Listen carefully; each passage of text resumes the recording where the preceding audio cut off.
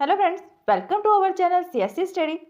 तो जो हमारा टॉपिक रहेगा कंप्यूटर ऑर्गेनाइजेशन में वो क्या है, सीपीयू रजिस्टर्स। कि एक सीपीयू में कौन कौन से रजिस्टर प्रेजेंट होते हैं। लास्ट टाइम हमने इससे पहले एक और टॉपिक किया था which is basic computer registers. अब दोनों में डिफरेंस क्या है। बेसिक कंप्यूटर रजिस्टर मीन्स एक कंप्यूटर सिस्टम में जो बेसिकली कंप्यूटर रजिस्टर हो सकते हैं वो कौन से हैं, एंड सीपीयू में जो प्रेजेंट होते ही होते हैं विच इज कंपल्सरी कह सकते हैं आप कि वो प्रेजेंट तो होंगे ही होंगे, वो आता है सीपीयू रजिस्टर्स पे। तो चलिए वीडियो को स्टार्ट करते हैं और देखते हैं कि कौन से ऐसे सीपीयू रजिस्टर्स हैं जो सीपीयू में कंपल्सरी होते ही होते हैं। फर्स्ट रजिस्टर जो आता है वो आता है AC means accumulator register.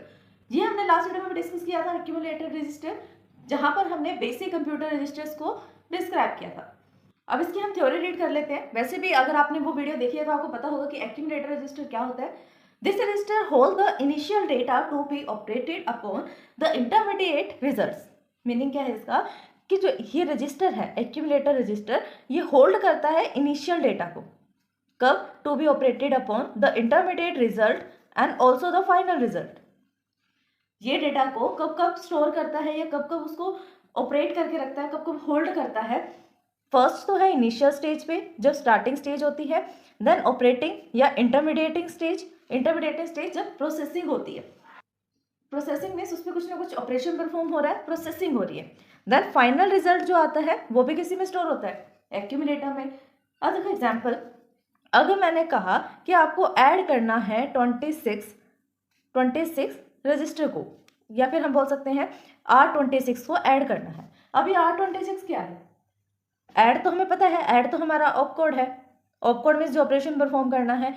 Then R26 क्या है? ये R26 का मीनिंग है रजिस्टर नंबर 26। जो भी रजिस्टर होगा 26 नंबर वाला रजिस्टर, उसको आपको ऐड करना है। लेकिन ऑपरेंड तो ओनली 1 है ना। ऑपरेंड 1 है तो हम किस पे ऑपरेशन परफॉर्म करते हैं? एक्यूमुलेटर रजिस्टर पे। अब हम क्या करेंगे, एक्यूमुलेटर रजिस्टर पे ऑपरेशन परफॉर्म करना है। एक्यूमुलेटर प्लस रजिस्टर नंबर 26 किसके अंदर डाल देंगे रिजल्ट को? एसी मीन्स एक्यूमुलेटर में ही। R26 तो वो ऑपरेशन परफॉर्म करना था जिसपे ऑपरेंड था। देन एक्यूमुलेटर का हमने यूज किया, ये तो थी इसकी इनिशियल स्टेज जब हमारे पास ओनली 1 ही ऑपरेंड था। देन प्रोसेसिंग स्टेज क्या हुई? जब इन दोनों पे ऑपरेशन परफॉर्म हो रहा है एडिशन का।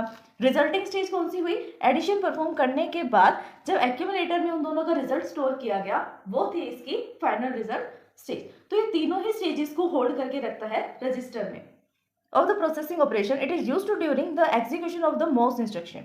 ये ज्यादातर यूज होता ही रहता है किसी भी इंस्ट्रक्शन के अंदर। मतलब कोई भी इंस्ट्रक्शन अगर हम एग्जीक्यूट कर रहे हैं तो ये एक ऐसा रजिस्टर है जो यूज होता ही होता है। क्योंकि मोस्टली तो ऐसा नहीं होगा ना कि हर बार हमें 2 ऑपरेंड्स पर ही डेटा परफॉर्म करना हो या ऑपकोड परफॉर्म करना हो। ऐसा भी तो हो सकता है ना कि सिंगल पे करना हो, तो सिंगल डेटा के लिए हम एक्यूमुलेटर का तो यूज करते ही करते हैं। Then the result of the arithmetic operations are returned to the accumulator register for transferring the main storage through the memory to the buffer register। अब वो क्या कह रहा है कि जो रिजल्ट होगा अर्थमेटिक का, ये हमने ऑपरेशन परफॉर्म करा प्लस का, प्लस क्या है? अर्थमेटिक ऑपरेशन है। अर्थमेटिक ऑपरेशन परफॉर्म करने के बाद जो भी वो रिजल्ट रिटर्न करेगा वो भी एक्यूमुलेटर रजिस्टर में स्टोर हो जाएगा। देन एक्यूमुलेटर रजिस्टर क्या करेगा? उसको मेमोरी में डाल देगा। मेमोरी में किसी ना किसी स्टोरेज पे या किसी न किसी एड्रेस पे तो वो रखेगा ही रखेगा। वो मेमोरी मैनेजमेंट का काम है कि मेमोरी मैनेजमेंट उसको मेमोरी के अंदर कौन सा एड्रेस प्रोवाइड कर रहा है। ठीक, सबसे पहले क्या करेगा? R26 है, ये ऑपरेंड है, ये है इनिशियल स्टेज। जब हमें कहा गया कि ऐड ऑपरेशन परफॉर्म करना है R26 पे, ये था इनिशियल स्टेज। जब हम ऑपरेशन परफॉर्म कर रहे थे AC प्लस 26, ये था operating stage means processing stage. Then जब हमने इन दोनों के एडिशन को, इन दोनों के ऑपरेशन को, इसके रिजल्ट को एक्यूमुलेटर रजिस्टर में डाला, वो था फाइनल रिजल्ट स्टेज। 3 स्टेप हो गए, initial, processing and final step. अब देखो नेक्स्ट वाला स्टेप क्या था कि एक्यूमुलेटर में जो भी डेटा है वो उसको मेमोरी में डाल देगा। 4th step. तो ये 4th स्टेप पर क्या हुआ? एक्यूमुलेटर में जो भी कंटेन हुआ था रिजल्ट ऑपरेशन का, वो किसको मिल गया? मेमोरी में किसी एड्रेस पर सेव हो गया। और जहां पर भी हमने इस मेमोरी में स्टोरेज किया है वो किसके थ्रू हुआ है? कोई ना कोई तो होगा ना, रजिस्टर है, इंस्ट्रक्शन है, कुछ तो होगा जो मेमोरी तक उसको पहुंचा रहा है। मेमोरी में स्टोर करने के लिए भी कुछ तो होगा। उसके लिए हम यूज करते हैं मेमोरी बफर रजिस्टर का। ये भी एक रजिस्टर का टाइप है। नेक्स्ट हम इसी को रीड करेंगे कि मेमोरी बफर रजिस्टर क्या होता है। In many computer there are the more than 1 accumulator register.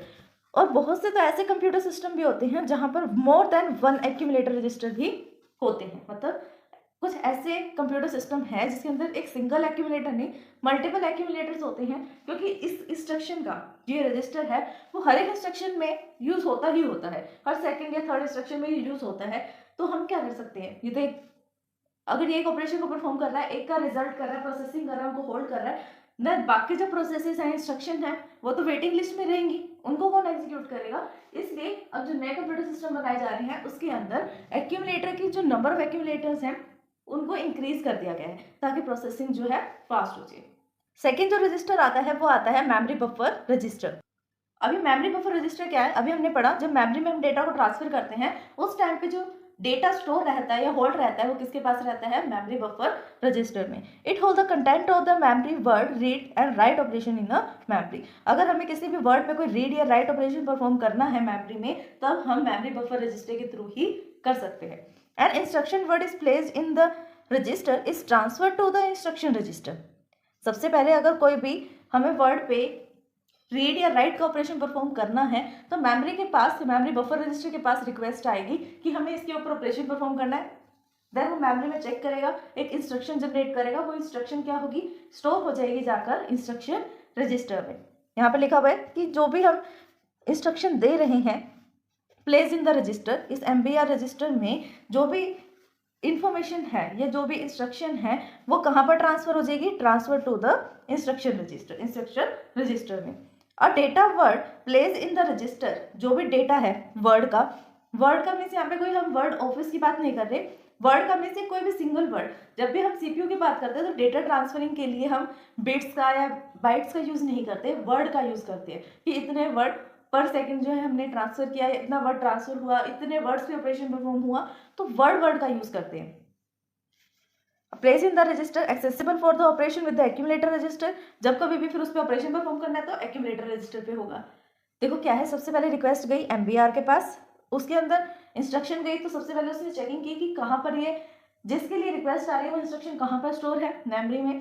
Then जो भी इंस्ट्रक्शन होगी वो उसको कहाँ दे देगा, इंस्ट्रक्शन रजिस्टर में सेव कर देगा। देन इंस्ट्रक्शन रजिस्टर से जब आपको उसको प्रोसेसिंग करनी है, प्रोसेसिंग के टाइम पे वापस से वो एक्यूमुलेटर में चला जाएगा।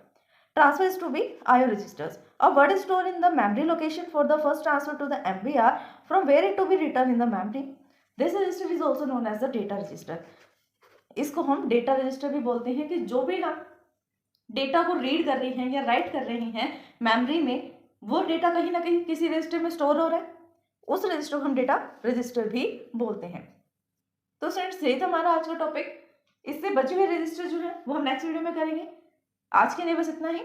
इस वीडियो को समझने में अगर आपको कोई भी डाउट आता है तो आप हमें कमेंट कर सकते हैं। Thanks for watching my video. अगर आप CSC में ऑल सब्जेक्ट्स में थियोरेटिकली एंड प्रैक्टिकली परफेक्ट होना चाहते हैं तो हमारे चैनल CSC स्टडी को सब्सक्राइब करें, बेल आइकन को प्रेस करें ताकि सबसे पहले अपडेट आपको मिले। वीडियोस को लाइक, शेयर, सब्सक्राइब करना, कमेंट करना ना भूलें।